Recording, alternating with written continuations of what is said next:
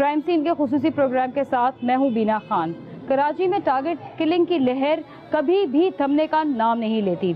आज हम एक ऐसी फैमिली के पास आए हैं जिन्होंने अपना 27 साल का नौजवान बेटा खोया है। नाम था इजहार हुसैन, जो कि गोलीमार की पीतल गली में अपना मेडिकल स्टोर चला रहा था। वो मेडिकल स्टोर नमाज पढ़ने के बाद जब आया, मेडिकल स्टोर पे कोई उसके पास दवाई की पर्ची लेके वो दवाइयाँ ढूंढने लगा, उसको क्लोज रेंज से फायरिंग करके कत्ल कर दिया गया। सवाल यहाँ ये है कि इतने कंजेस्टेड एरिया में इतने सारे लोगों ने उस कातिल को देखा, मगर सामने कोई भी नहीं आया कि वो किसी की मदद कर सके और या तो कातिल को पकड़वा सके या कातिल की वो नकूश बता सके, ताकि वो पुलिस को भी ढूंढने में आसानी हो।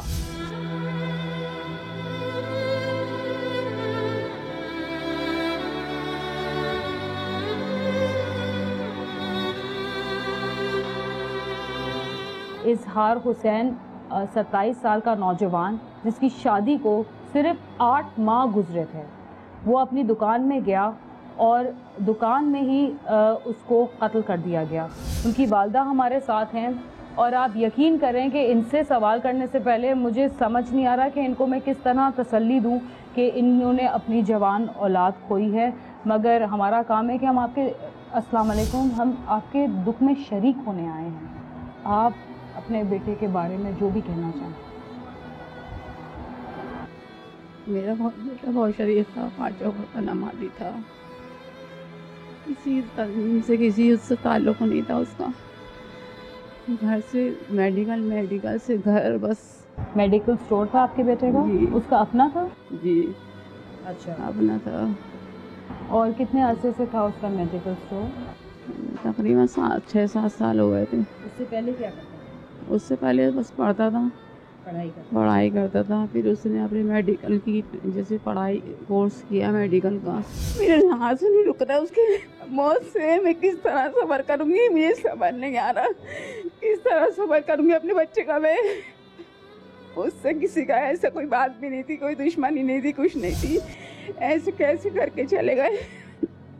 मुझे तो उम्मीद भी नहीं थी कि ऐसा मेरे बच्चे के साथ होगा। ये जो कातिल जो देख रहे होंगे ये प्रोग्राम, वो देखें, एक माँ के ऐसे आंसू जब निकलते हैं ना तो अजाब भी आता है। मैं सही कह रही हूँ? जी, बस मुझे सब्र नहीं आ रहा। उनको भी मुझे बेइंसाफ चाहिए, उनका भी हशर ऐसी हो। वो भी उनके घर वाले भी ऐसी तड़पे जैसे मेरे बच्चे मैं तड़प रही हूँ। उनका भी हशर ऐसी होना चाहिए। और मैं क्या कहूँगी। एक माँ बाप के लिए सबसे ज़्यादा तकलीफ़ की बात ये होती है कि उनकी जवान औलाद उनके सामने चली जाए, क्योंकि माँ बाप का सहारा उनकी औलाद होती है। तो आपकी बहू कैसी है? उसकी हालत सही नहीं है।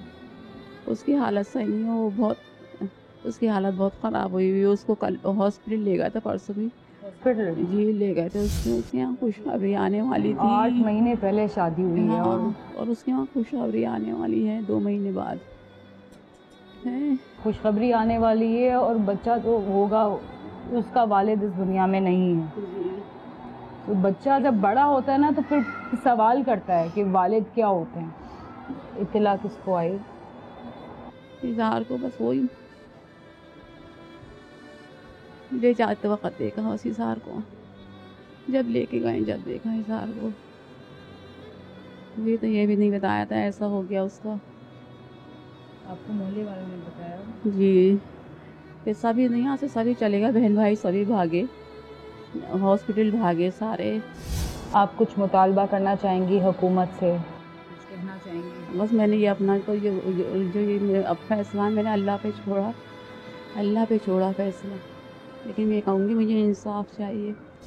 किस तरह आप चाहती हैं कातिल गिरफ्तार हो? आप कातिलों को कैफरे किरदार तक पहुँचाया जाए।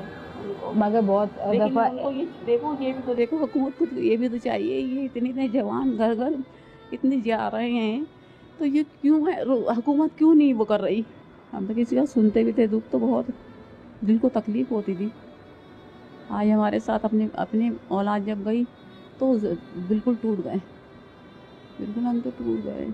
सारे जितने भी हमने क्राइम सीन में कवर किए हैं फैमिलीज, उसमें नौजवान लोगों को टारगेट किया जाता है जो 25 से 27 साल या 30 साल की उम्र के होते हैं, जो हमारे इस माशरे का फ्यूचर हैं, उनको आप टारगेट करके मार रहे हैं। कौन है ये क़ुव्वत है जो ये टारगेट करके मार रहे हैं? टारगेट किलिंग क्यों नहीं ख़त्म हो रही जब कराची में ऑपरेशन इतने दिनों से जारी है? मैं वालदा से और सवाल इसलिए नहीं करूँगी कि इनके आंसू मुझसे नहीं देखे जा रहे, माँ के आंसू हैं। आप सोचें कि क्या इनके ऊपर गुजर रही होगी। मुझे नहीं इनकी ज़ख्मों पर नमक छिड़कना। मैं इनकी बहन से बात करती हूँ। अस्सलाम वालेकुम। आप इजहार के बारे में कुछ बताएंगी? जितनी भी तारीफ करी जाए इजहार की कम है। बहुत अच्छा भाई था मेरा। आपने 8 महीने पहले शादी की थी जी। तो उनकी जो बेगम है वो आपकी जानने वाली नहीं, गैर हैं? तो मतलब वो आप लोगों ने पसंद की होगी, अरेंज मैरिज थी? हाँ, मोहब्बत की शादी। मोहब्बत की शादी। अच्छा, तो वो मतलब आप ही के उधर की हैं? मतलब यही गैरों में से थी। गैरों में से थी। मेरा बड़ा बेटा था उसके पास। आपका बड़ा बेटा थोड़ी देर उसके साथ काम करता था? नहीं, बात हुई, सब कुछ हुआ, समझे आप। 10 मिनट के बाद ऐसा हो गया। 10 मिनट बाद गए घर, वो घर भी नहीं जाने पाए कि आधे रास्ते से ही वापसी आ गए। कि वो तो जब मामू उनके गिरे हुए थे तो वो गए तो हाथ पकड़ लिया उनका। ये कतार खून बह रहा था उसके सर से। तो ये मामू नीचे ज़मीन पे गिरे हुए थे, तो उसने हाथ में हाथ भी पकड़ा उसका, मगर ये कुछ कह नहीं सका उससे। उधर ही इंतकाल हो गया कि वो फिर आपके बेटे ने आपको सबसे पहले बताया? ये फ़ोन करके बताया तो उसने मुझे। या वालदा को सबसे आखिर में बताया? अम्मी को हमने नहीं बताया था कि उस बच्चे को संभालना मुश्किल हो गया था। उस बच्चे को खुद को संभालना मुश्किल हो गया अपना। उसकी कैफियत इतनी ख़राब हो गई देख के मामू की कि वो बच्चा ऐसा था, बेकाबू हुआ था। ज़ाहिरी बात है, ज़ाहिरी बात है। मामू की ऐसी कैफियत देखी तो बेकाबू हुआ था कि ये क्या हो गया। दोनों नमाज पढ़ के दोनों मामू भांजे साथ आए, मेडिकल पे बात करके बस वो अपने घर पहुँच नहीं पाए कि पीछे से ऐसा लोगों ने बताया कि वहाँ क्या हुआ, देखो क्या हुआ, अज्यूम हो गया। वो पीछे भागा बच्चा, देखा तो मामू थे। मामू ने हाथ पकड़ा कस के, कुछ कह नहीं पाए। और फिर वो हाथ छोड़ दिया होगा? छोड़ दिया, बस कहने ऐसे ही हाथ छोड़ दिया।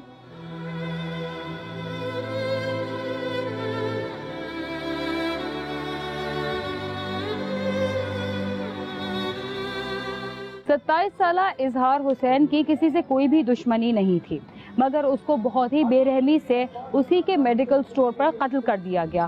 कातिल कौन था ना उन लोगों ने बताया जो कि ऐनी शाहिद थे, और ना ही पुलिस को पता लगा। और पुलिस ने ये केस भी हस्बे मामूल नामालूम अफराद के खिलाफ दर्ज कर दिया। क्या ये केस भी सख्त खाने की नजर होगा कि बाकी में इसमें कातिल इसके पकड़े जाएंगे और कातिलों को कैफरे किरदार तक पहुंचाया जाएगा? इधर हम लोगों का जो एक अपनी जिम्मेदारी है अवाम की, वो भी ये है कि अगर आप किसी के साथ जुल्म होते हुए देखें तो ज़रूर आइडेंटिफाई करें। अगर कत्ल होते हुए देखें तो पुलिस को नहीं तो उनकी फैमिली को बता दें कि इस शख्स की इस तरह की शक्ल थी, ताकि नामालूम अफराद के खिलाफ केस दर्ज होने से बेहतर है कि किसी मजबूत कोई एविडेंस के साथ केस दर्ज हो, ताकि जल्द अज जल्द कातिलों को पकड़ा जाए। इसके साथ ही क्राइम सीन अपने अख्तिताम को पहुंचता है। अगर आप हमसे राब्ता करना चाहते हैं तो हमारा पता है cs@sama.tv। इसके अलावा फेसबुक और ट्विटर पर भी राब्ता कर सकते हैं। बीना खान और क्राइम सीन की टीम को इजाजत दीजिए और देखते रहिए समा।